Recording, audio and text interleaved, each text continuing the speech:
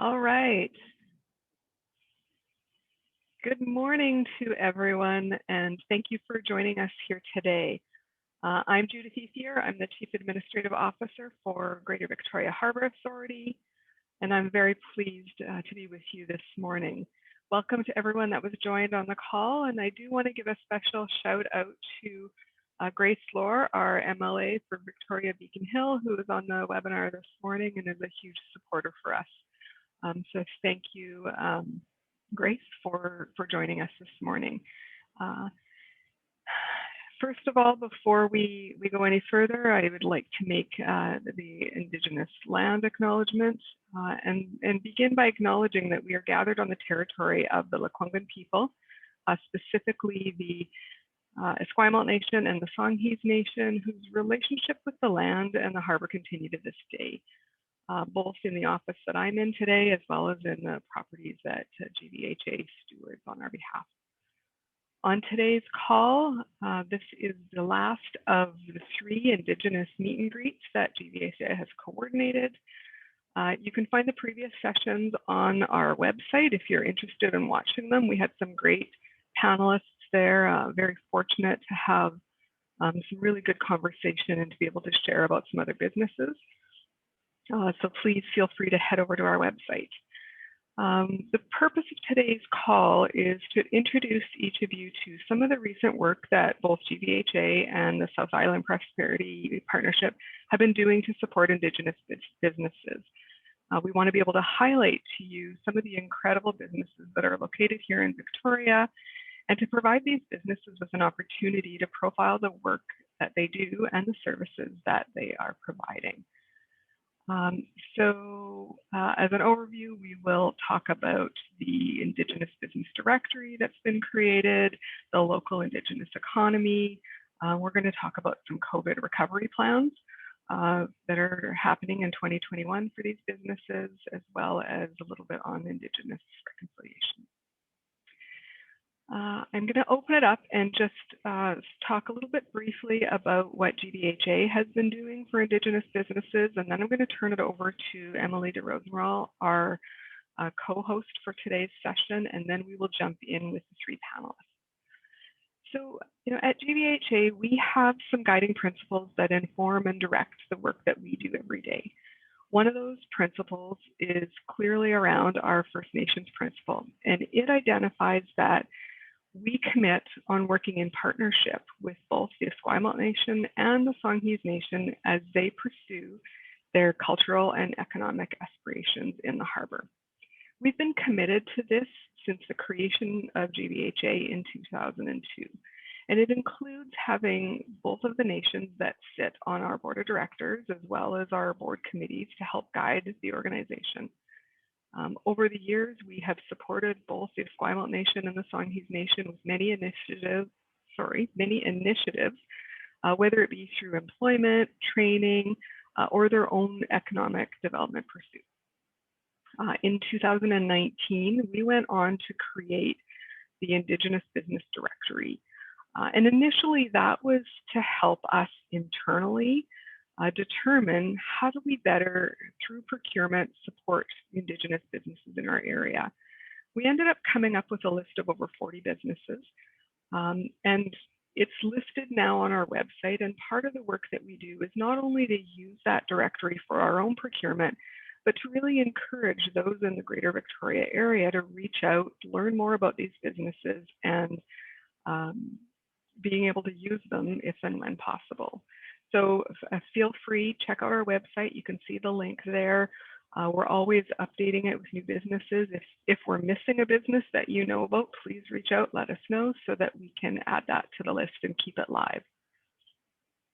Lastly, the other piece of work that we've been doing to support Indigenous businesses has to do around the Canadian Council for Aboriginal Business. Now, they've called on the federal and provincial governments to set a 5% target for procurement. And that 5% relates to the population in Canada that is Indigenous. And so GVHA has actively been working towards this goal as well, even though we're not under federal or provincial government. We are a not-for-profit, private enterprise. we felt it was important to try and align with this goal. And even though COVID has had a huge impact on all of us and our procurement efforts this last year, we still were able during this past year to spend 2% of our operational spend on Indigenous businesses and 16% on capital over a 3-year period. So we definitely have some work to do, but we are excited about the progress that we're making and really trying to ingrain that into our business day to day. I'd now like to turn it over to Emily de Rosenwald, she's my co-host for today, and have her introduce herself and the work that her organization is doing. Emily, over to you. Thank you, Judith. Well, it's such a pleasure to be here and among such fantastic panelists today. First, I'll introduce myself. My name is Emily, and I'm the CEO of the South Island Prosperity Partnership. We're an alliance of government and non-government in Greater Victoria. So the 10 municipalities, First Nation communities, post-secondary institutions, private sector as well, nonprofits, and so on. So over 70 members that really are dedicated to building sustainable economic development in the region. So we spend a lot of time thinking about how to make a region more prosperous, how to make sure that the prosperity that we're building is actually going to be sustainable for future generations. And another really important part, of course, and why we're here today is that right from the very beginning in 2016, when we were formed, we were dedicated, mandated to really focus on Indigenous economic reconciliation. So we've done that in different ways over the past 5 years as we've grown. In fact, we began with just 2 First Nation communities in the South Island as part of the South Island Prosperity Partnership, and that's now grown to 9. So as we've grown, we've also been able to do more. In the early days, we began with something called Indigenous Connect, a forum to sort of build entrepreneurship connection, and really something called entrepreneurship, which is, you know, those folks who are very entrepreneurial and providing leadership within their organizations, but they don't necessarily have to be running their own business to do that. So Jared, we were really lucky to have Jared in our very first cohort. And so now I'll tell you a little bit about what we've been doing in more recent years. So we've also had Indigenous Prosperity Gathering to be able to bring together some of this this conversation, really be able to expand it and build collaboration among the nations. So the latest iteration is really since the pandemic hit, we struck something called the Rising Economy Task Force, which was a group of 120 stakeholders across the region. And we formed 10 sector-driven committees, but also including the Indigenous Economy Committee. And that group looked at how are ways, you know, what are the ways that when we come back from the pandemic and we rebound, what are some of the ways we can do that with the most resilience and really be most effective at coming back stronger. So that's one of these pieces. The key initiative that we're working on, I just like to share that with you before I stop talking here, is the Indigenous Prosperity Center. And so that's something we're just currently working on setting up and building. And the idea, which came out of the Indigenous Economy Committee, was we really need something that can be self-directed, work with First Nation communities, build collaboration, pursue economic opportunities that are shared. And that could be promoting outcomes such as employment, higher employment, more small business development, job creation, and so on. So I hope to be able to talk to you about, you know, in 6 months from now with a lot more concrete stuff that's coming out of it. So stay tuned for that, and I hope you'll all participate with us on that journey. Awesome. Thank you for that overview, Emily. And thanks for joining us today and all of the great work that SIP is doing. We all appreciate it. So just a reminder for our guests before we begin that if you've got any questions, feel free to add them to the chat box and we will try and get to them at the end of the call. We think we've got enough time set out. So please go ahead and do that. First of all, our first guest that we're going to talk about today is Jared Taylor.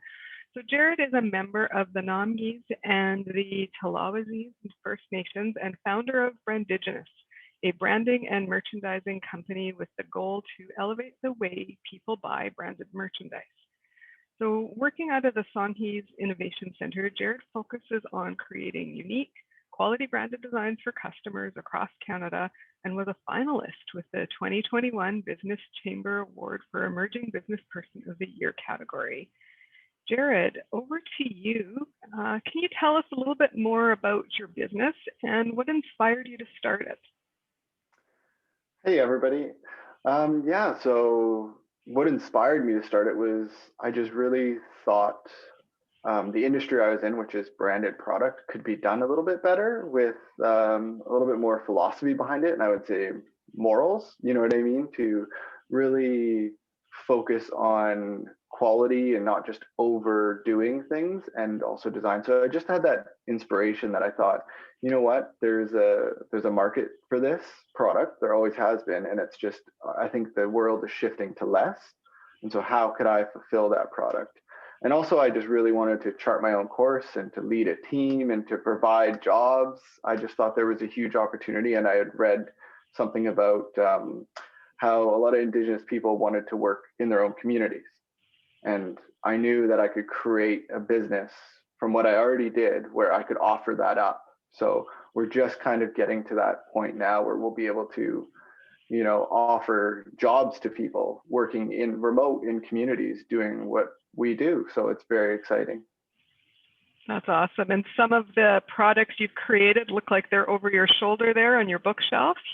Yes, the ever-changing bookshelf of product. Yeah, I mean, the cool thing about what we do is like anything. We just did one for a soccer academy the other day where it's like, hey, we want to, you know, people bring us problems and we like to provide solutions, right? Because we have access to so much. That's kind of what the job is someone said, hey, we're running a soccer academy. And I said, okay, great. This is a great, you know, project to be involved in. Indigenous youth going to soccer. They're planning it for the summer, getting back out there. And they said, we want to identify them. And then, you know, we were able to bring them, do uniforms and all that stuff, but just a large flag that's put in the ground and say, hey, like, let's give them a place to meet, you know, let's show the community what's going on. And maybe someone's going to drive by and see that. So it's just those little things that, you know, we're just trying to, I would say, better the world by at the same time as we're making product, right? So that's awesome.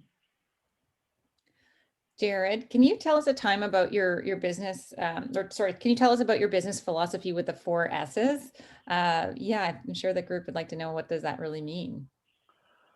Okay, well, the four is, I don't think there's an S, but we just have 4 things we essentially stand by and try and do, right? And so it's basically our core philosophy, and it's design, depth, quality, and using our Indigenous lens. So design is that in the market we're in, I'm in part of a bunch of groups in industry where we spot trends and see how is this industry going to survive and be great in the coming years.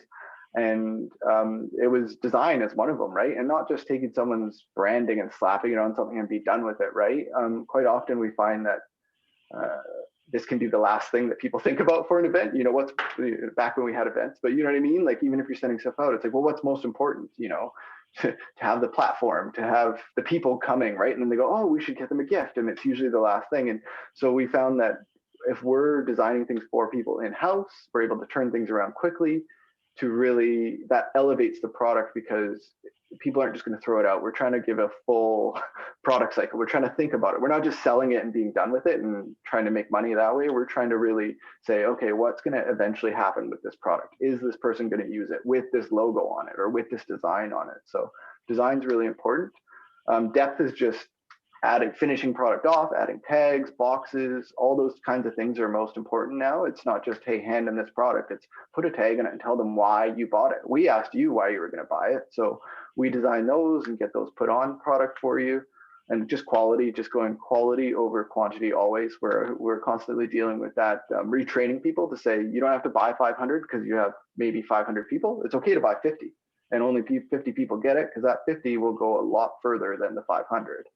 And then using our Indigenous lens, which is just, we have a responsibility, resource in, resource out, right? And we can't be utilizing things for no reason. I mean, I looked at the industry I was in and said, okay, how can we reduce our waste, right? In an industry that kind of said, you know, it's called SWAG for a reason, and that acronym um, exists, but it needs to change, right? With if we follow those other principles, and then and as an Indigenous business, you have that responsibility where we can't just be putting waste into the world, right? We see things differently. It's baked into Indigenous people through our culture. Respect the land. That's so, I think that's so interesting, Jared, because we've all probably got those products from past conferences or past events that we've been in when that was a thing, where you bring it home and you look at it and how many times does it go into the garbage? So I love the thoughtfulness that's going behind what you're creating to help us for a more sustainable future.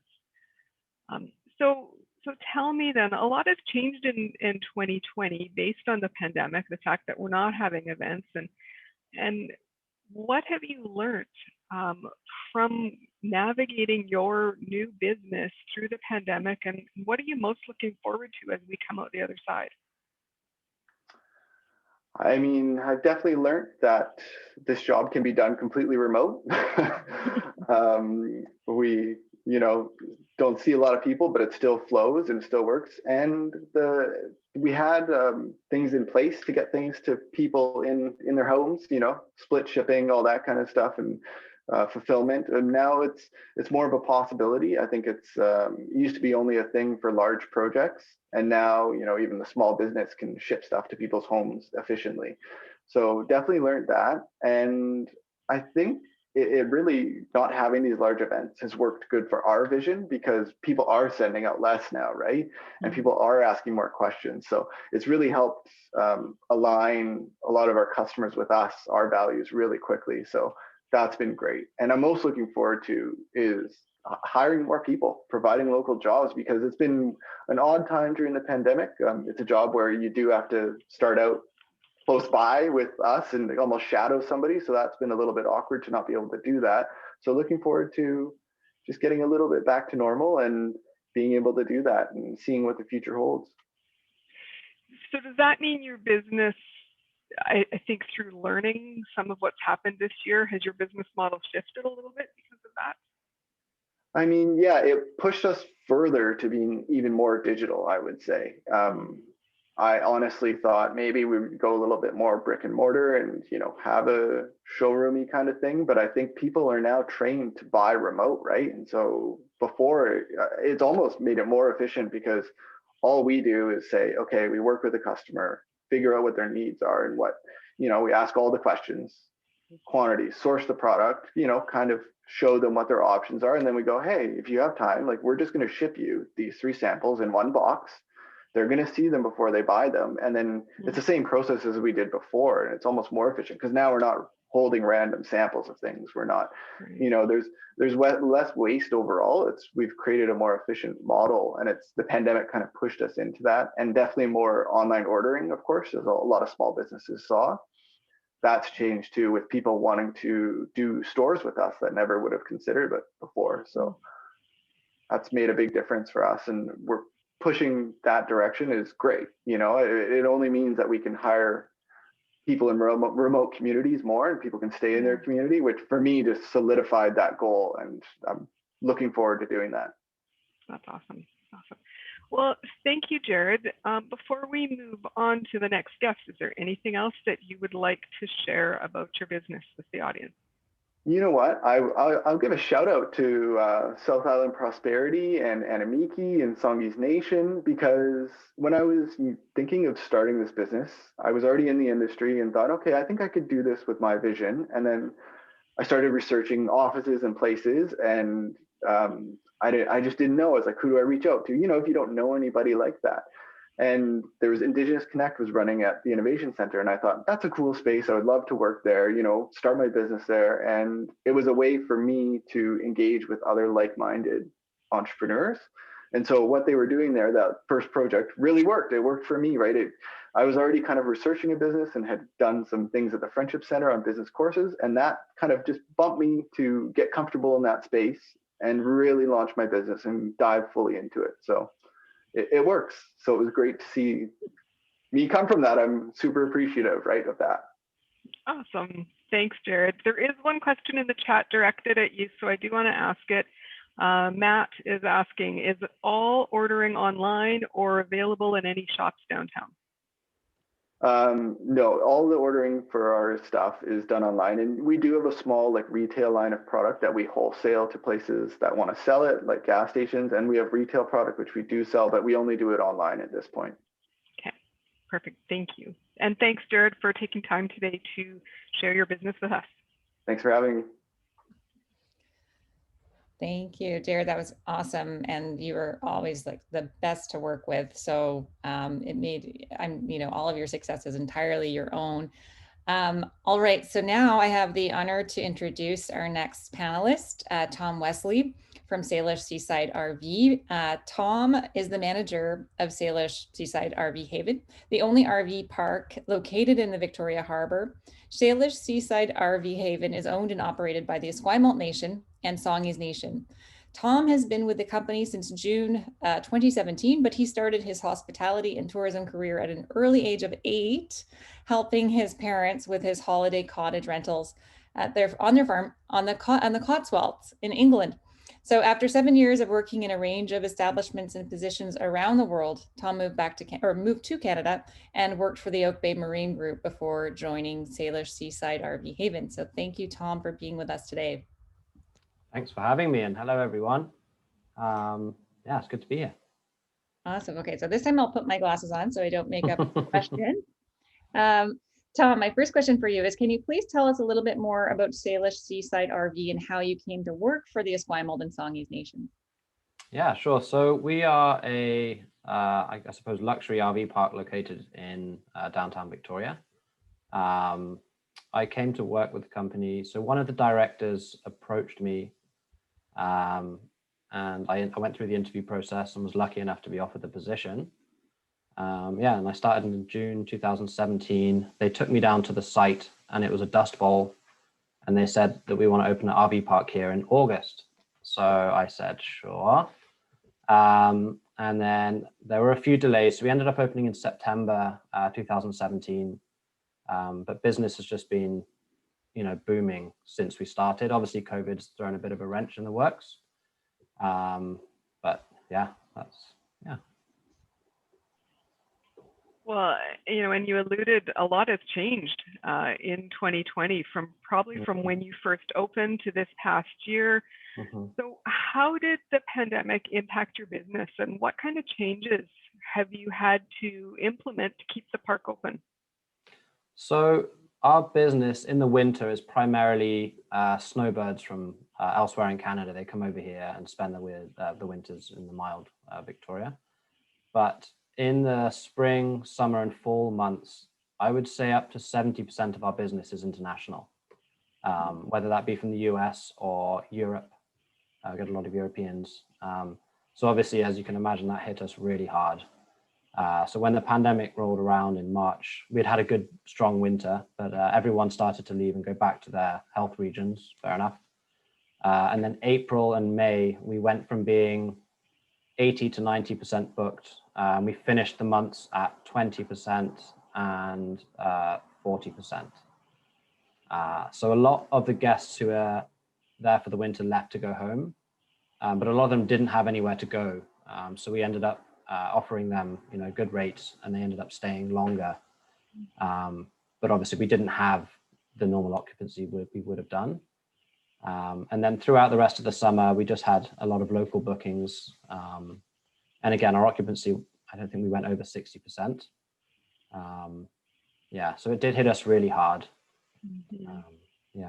And obviously we had to put all the protocols in place.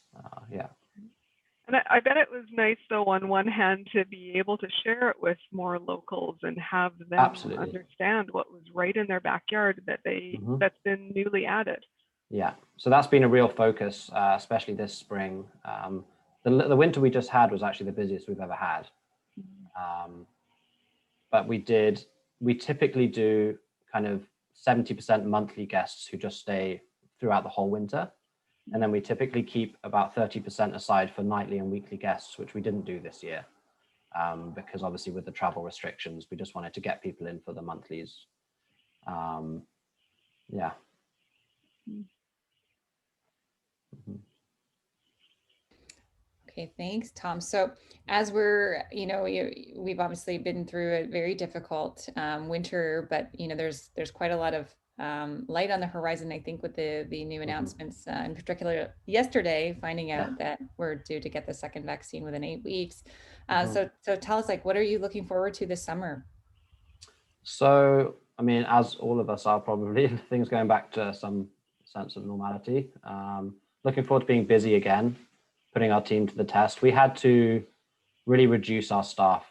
We typically have in a summer season about 8 staff. We're now running with 3. So this summer is going to be interesting. Just running with a sort of a skeleton crew. But the thing we're looking forward to most is we're just putting into place plans to start a youth employment program within the nations. So the idea is to, we're going to be working with Camosun and UVic, and we want to get youth from the nations involved in business and tourism, and give them a chance to come and see if it's something they'd like to get into. And yeah, we'll do that through a variety of schemes. Yeah, and that's our main push for this year, to get that kind of underway. So that's what I'm looking forward to most. Really, that's going to be exciting. Yeah. Tom, if you're interested, I don't know if you chatted with Judy Kitts from our office, from GVHA. I have done before, yeah. Yeah, we've done employment training in the past about having the nations coming and working at the marinas. And so, I'm sure she would be happy to pair up with you if you want and share some of the processes that we followed and some of the learnings that we had. And, we continue, we continue to try and find new opportunities for those youth. This summer will be tough for us as well. We're running skeleton staff, but we really want to try and offer those opportunities as much as possible. That'd be great. I'd really appreciate that. Awesome. So anything else, Tom, that you would like to share about the business? The other thing is, one of our primary goals, obviously the company, our business being primarily international, cultural education is a really big thing for us. A lot of the Europeans that come over just crave learning about the local culture. So that's just something we really want to push. And we always have pushed, but we want to push harder and harder. As things start to open up again as well, especially. Yeah. That's awesome. Thank you for taking that on, because I think with education comes knowledge, and then, there's that ability for them to come back and experience our city more often. Definitely. Awesome. Well, thanks, Tom. Thanks for taking the time out today to share the business with us. You're welcome. Karen, let's move on to Karen from Salish Sea Industrial Services. So Karen is a counselor with the Songhees Nation and the chair of the Salish Sea Industrial Services business, which was founded in 2012 by the late Chief Andrew Thomas of the Esquimalt Nation, the late Chief Robert Thomas of the Songhees First Nation, and Ian Maxwell of the Round Max Group of Companies. Salish Sea is a proud local Indigenous business, and it specializes in pile driving and dredging. So Karen, do you want to tell us a little bit more about your business and perhaps how it came to be that the nations have worked together with Ralmax to create this? Great, thank you. OCM Nuchela Cha, Hichka Gonzana, Taco Laquanan Tunus, Lahishuet Danasne, the Katsin Danasne, the Karen Danasne. My honorable friends, thank you for joining me today on Kasapsan and Lakwangin land. This is the place to smoke herring, and I'm joining you today from the Songhees Nation Reserve, where I live, and I respectfully acknowledge my neighbors and my family of the Esquimalt Nation. We are so fortunate to share this beautiful territory. I introduce myself first with my ancestral names, Lehishloet and Katsin. Lehishloet is the feminine version of my dad's name, Lehishalek, and my son also proudly shares his grandpa's name. My mom is of Swiss Norwegian descent, and my dad is from the Songhees Nation. Our family also has deep ties to the Sartlip Nation through my grandma, so I want to acknowledge my connection to the Saanich territory as well. Judith, I didn't forget your question, I promise you. First, I do want to acknowledge my fellow panelists, Jared and Tom. Thank you both so much for being here and for sharing about the wonderful accomplishments of your companies. And to the GVHA and South Island Prosperity, thank you for creating this space for us today and for recognizing that this is the traditional territory of the Esquimalt and Songhees Nations. I bring that up about our territory because creation stories are important. They remind us of where we come from, and when you know where you're from, you know where you're going. And the creation of Salish Sea Industrial Services is the same. There were 3 brilliant minds that you mentioned that recognized that we were held out of the economy for too long, and this is our territory, and we're water people. And this harbor, it was our transportation highway, it was our food basket, I'd say our school and our schoolyard, and it was really the heart of a shared economy, and most importantly, our sheltered village site. So it made sense. It just made sense for us to be on the water. So back to the 3 brilliant minds that were mentioned, these 3 hardworking men, they created a trust and a partnership and ultimately a friendship that gave life to the idea of a marine construction business. And that became Salish Sea Industrial Services. And so the company was founded in 2012 by my uncles and Ian Maxwell from the Ron Match Group of companies. And it was their vision that really paved the way for our return to the harbor with our own enterprise.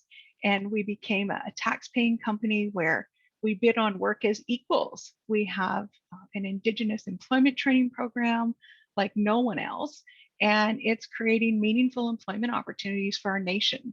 And as mentioned, as Jared said, for those members that are wanting to stay close to home as well. So we're really, really proud of Salish Sea Industrial Services and what we've accomplished in this short period of time. And to speak briefly about our structure, the 2 nations own 51%, collectively, we own 51% of the company, and Ralmax Group owns 49%.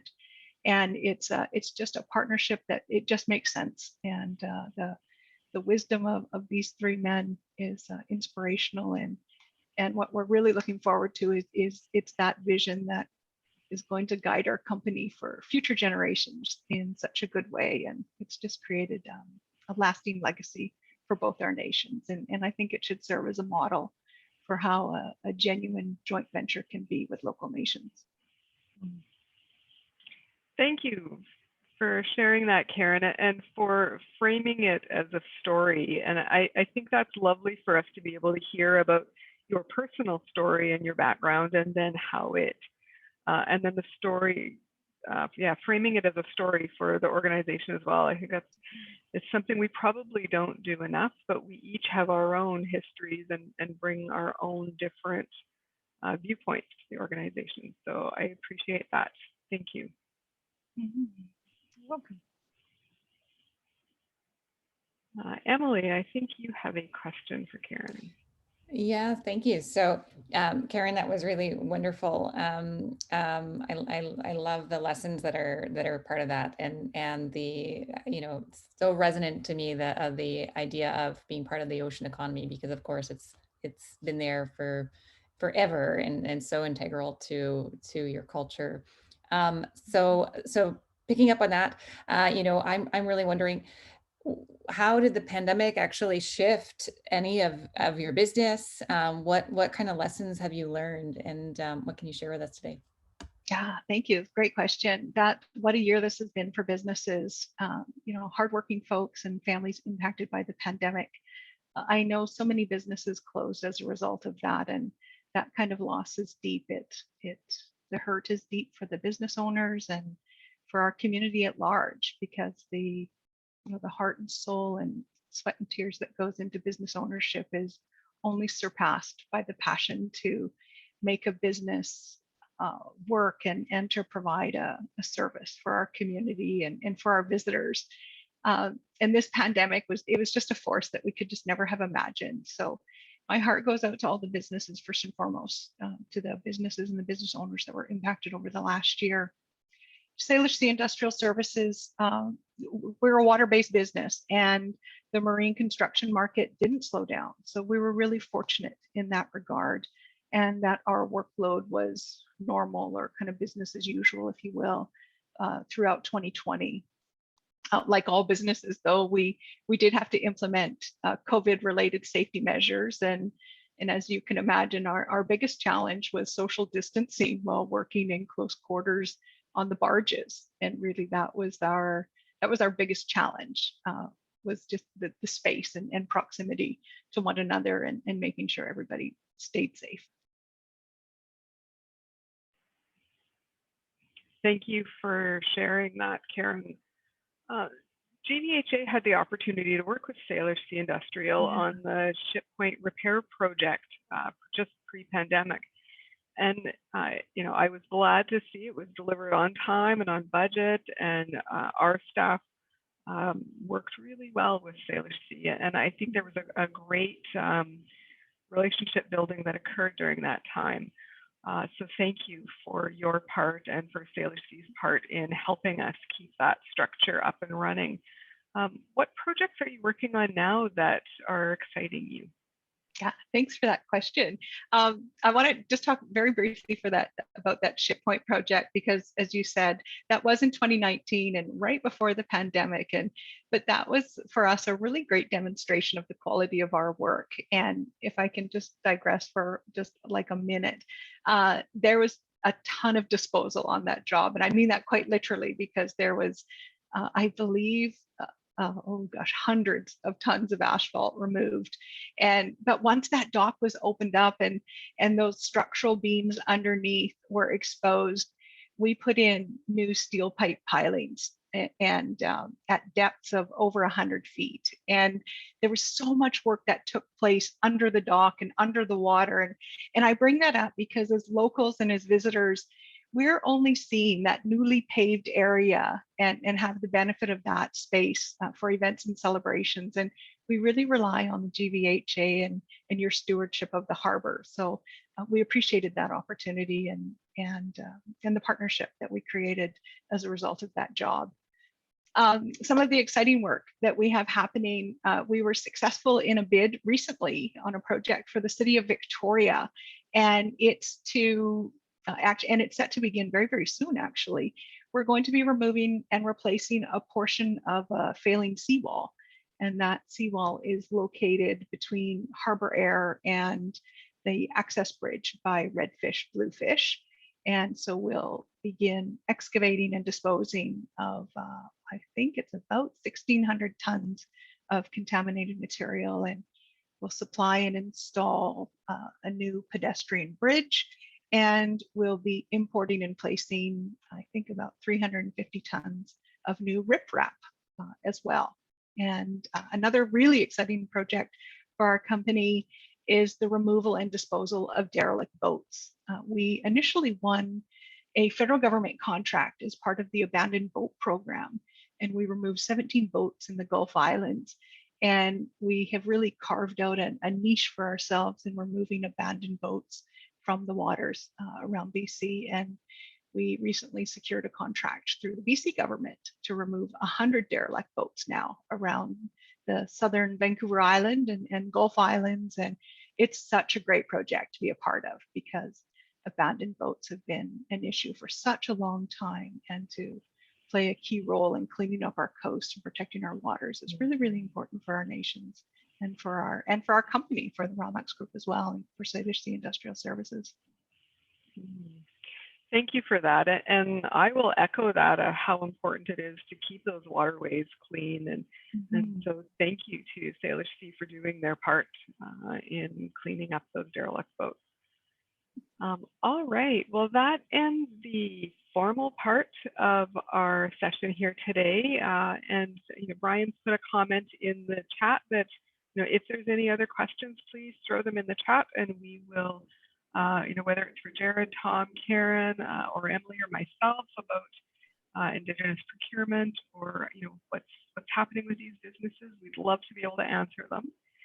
And so I want to give another couple minutes for guests to be able to do that. So I want to open it up, Jared, Tom, and Karen, to the three of you about, are there any lessons that you've learned this past year that you would like to share with each other or with the guests?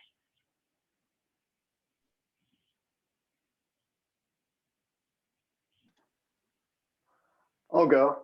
Okay, thanks, Jared. It's when you're I found that like dealing with other people, and we're all struggling right now, and really supporting each other. And so I found that, reaching out to somebody when people are really overworked right now as we all adapt to what we're doing, and other people's jobs are easier to do remote than others. So I've noticed that where I'm able to support our customers or people, just ask questions, right? Hey, can I do anything to help you? Because, I feel that I've been getting a little bit of help now on my end of things because of overworking myself because of the pandemic, essentially. So not being able to hire somebody, so we're all struggling, and being slow on things sometimes isn't the best, but sometimes it's just what you have to do because of the situation we're in. So yeah, patience and support. Awesome. Thanks, Jared. Tom, Karen, anything to add from your side? I think Jared just spoke to it so beautifully. I mean, we're really meeting people where we're at right now, and recognizing that there's opportunity with in this virtual space, and at the same time, it can be quite challenging as well. It's back to back, all day, and really easy access to us and to our work when it's right in our homes. And so it's really important to have that support of your family and your community. And like Jared said, reaching out, and communication has been so important this year, and keeping those lines of communication open and reaching out to folks. And yeah, you just said it so beautifully, Jared, so I really don't have too much to add to that. Thank you. Thanks, Karen. I guess the biggest thing for me is just from a business perspective and a personal level is just to not take things for granted. It's easy to do. But I think this pandemic for everyone has been a real wake-up call. Yeah. Yeah, I agree. We're social beings, and I think more than anything, we've learned how much we do need to rely on each other and taking things back to basics. I do have a few questions that have come in. Karen, first one is for you. Are there opportunities for mentoring and youth employment with Salish Seed? Yes, yes, and yes are the short answers. So how does somebody go about doing that? Yeah, so please get in touch. You can get in touch, through our website, or get in touch with me directly if you like. I can put my email address in the chat there, and I'd be happy to share some more information. But we're absolutely wanting to create employment opportunities and training opportunities within Salish Sea Industrial Services and throughout the Ralmax group of companies entirely, actually, because you just don't know what anyone's interest is and what their passion is until you try things out. And so we want to create that space for folks, and actually, and if I can do a shameless plug, through all of our businesses, whether they're jointly owned with the Esquimalt Nation or the ones that we own, we love to bring folks into those businesses and let them try it out. So yeah, I'd be happy to speak to that in more detail for someone. Awesome. Thanks so much, Karen. Jared, let's go over to you for a question. What was the most suitable and well-used branded item that you have? Well, I mean, currently it's masks. I mean, Yeah. We just had an inquiry yesterday with somebody who's hosting an event, and it's a hybrid event, of course, as all events will be going forward. But they said it was a unique thing that the first time I've heard it, and they said, we're going to have masks on site for people who in an in-person event who want them, who would feel more comfortable inside with one. And so after, months and months of making thousands and thousands of masks, I mean, obviously our number one seller, because we have access to them and good quality ones at good prices. And I would say like that item it's a pivotal item, right? Because it provides great use, if you get one that's someone's favorite mask, that's the most comfortable, it makes sense, right? And so we've done that with an athletic mask for people that want to work out with one on, which I think again will be something going forward. So yeah, not going away and very useful. And something creative that 2 years ago you wouldn't have ever thought was part of your business model. No, exactly. Awesome. Great. Thanks, Jared. Tom, a question for you. What do visitors appreciate most about the location for Seaside Haven? Okay. I think it is the location. People are just blown away that there's such, I mean, it's such a hidden gem. But I don't know if any of you've been down there, but it's on its own private peninsula that looks into downtown Victoria. There's no RV park like it in North America. And then just the natural beauty of the surrounding lands, the culture. There's so much to offer here, and you know, there's such a long list of things. But those are the primary ones for sure. Awesome, thank you. And we were down there.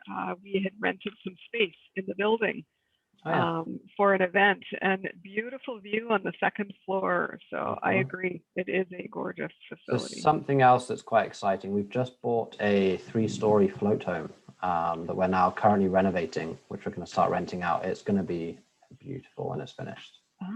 Like an Airbnb type situation. Yeah. But we could also use it for kind of, you know, corporate events and stuff like that down the line when they happen again. Very good. Awesome. Thank you. There was a question in the chat not directed at anyone individually, so I will ask it. And if any one of you wants to respond, please go ahead. What's the biggest roadblock you have faced? Maybe one that government could help address to make things easier for you.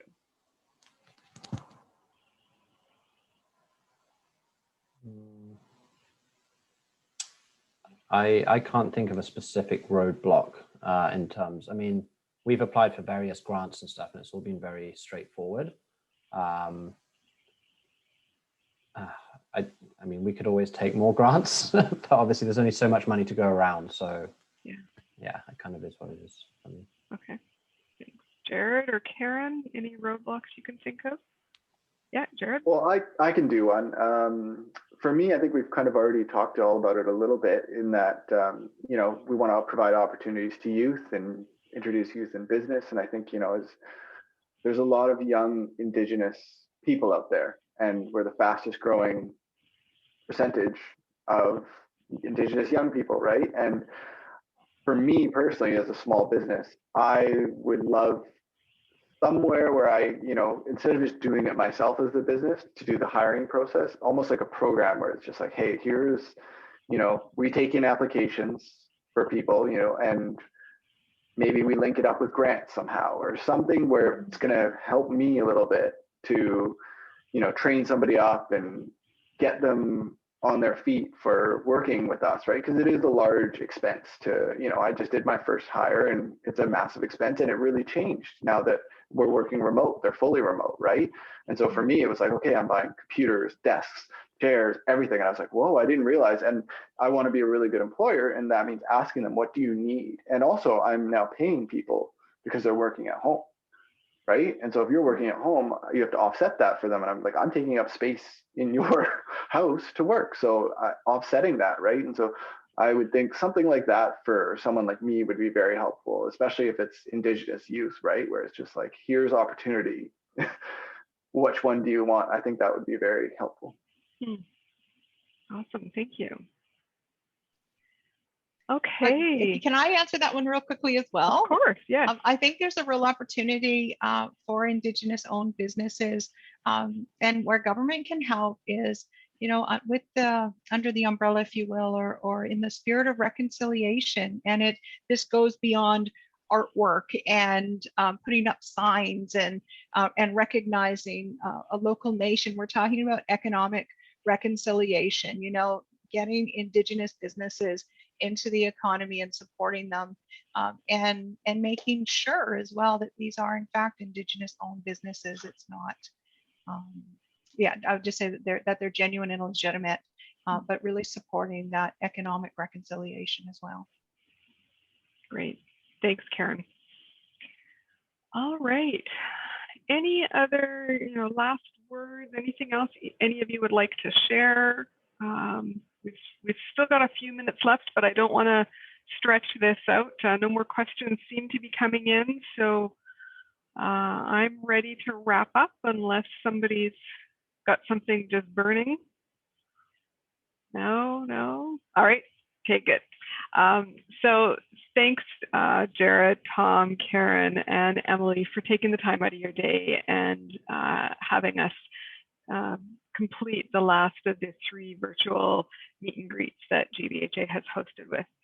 I really appreciate the time that you've taken, and I've really learned a lot, not only through the 3 of you, but for those of you that haven't seen the other 2 sessions, like I said at the beginning, please go and watch them. There's some great businesses there that I would love for all of you to be able to support. Lots of little learnings that have happened. And I believe Brian was also going to put the links to those sessions in the chat. I appreciate the time for the 3 of you today. I'm going to let you get back into running your businesses and doing what you do great. And thank you again so much. Everybody have a lovely rest of your day, and hope to see you around the harbor soon. Take care. Thank you.